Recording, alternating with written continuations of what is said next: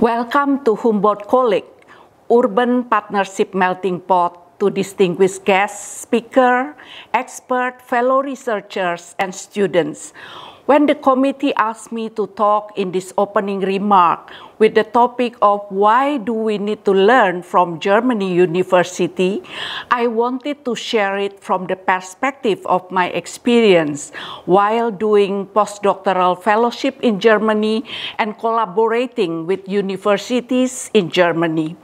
It was a valuable experience to be able to do research in Munich University, Germany back in the year 2004 and collaborates closely with 3 universities, namely TU Dresden, Cologne University, and Osnabrück University, to carry out various activities such as joint research, summer school, workshop, training, and mobility exchange since 2014 until now. When I lead Universitas Pembangunan Jaya, and in my interaction at the Association of Indonesian Private University and at the Indonesian Rector Forum, the benchmarks that are often used as references are universities in Germany. So as reported by the Federal Report on Research and Innovation 2020, we know that Germany is a country of innovation. It is one of the leading innovation nations and among the most attractive research locations worldwide. So this result has been achieved by the consistent policy focused on research and innovation that under the umbrella of the High-Tech Strategy 2025. So this aims to reinforce the future viability of Germany and Europe. So the federal government, in joint effort with the lenders and the private sector, has set itself the goal of investing 3.5% of gross domestic products or GDP in research and development by 2025. So in 2018, the federal governments and the private sector invested so far, I remember, is 105 billion euro in research and development. This represents 3.13% of the Germany economic output, and 69% of this spent by industry, and the higher education institution account for 18% of these spendings, and the public and publicly funded non-university research institution, for example, like Helmholtz Center, like the Institute of the Fraunhofer and some others, invest 14% of the R&D in total. So Germany's share of trade in research-intensive goods worldwide was 11.5% in 2018. So this country has more than 398 patents relevant to the world market per million inhabitants. So since 2018, the German economy has the 4th highest absolute investment in research and development worldwide.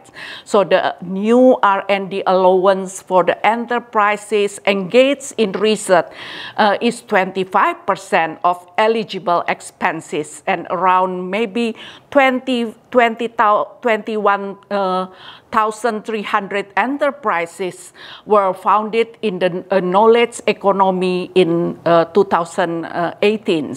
So the highlight of Germany's excellence strategy that are important for us to learn is, I think, the first is the aim.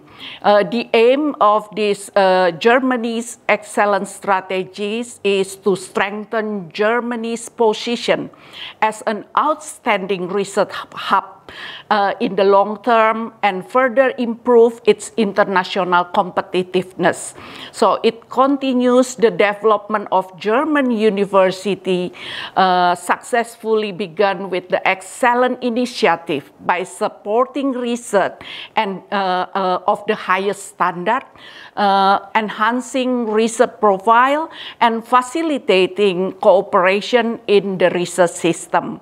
So based on the administrative agreement reached by the federal and the state government in 2016, the DFG and the German Council of Science and Humanities are implementing the excellence strategies in two funding lines. The first is the Cluster of Excellence, and the second is the University of Excellence.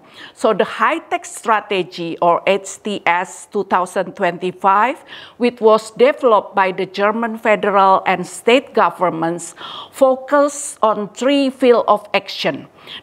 Namely the societal challenges, the future competencies, and the open innovative culture that is managed with the principle of a collaborative research ecosystem. So in summary, the success of German universities I think it's determined by the following factors. The first one is the strong academic culture. The second one is the university supported by a long-term policy related with the Cluster of Excellence and University of Excellence, where the state prioritizes sources of knowledge and technology are the main tasks of the universities. And the third point is there are institutions that are responsible for implementing strategies at the national level. There are commitments on the research funding and involving researchers from various disciplines and institutions working in a collaborative project. So building a collaboration research ecosystem that puts forward research quality, academic excellence, interdisciplinary collaboration, and the role of university is an important key to Germany's success in the field of science and technology. So the way of collaboration between universities in Indonesia and in Germany will accelerate the progress of science and technology in Indonesia. So hopefully this urban melting pot activities will be a vehicle for achieving greater collaboration, greater cooperation for global prosperity. Thank you very much.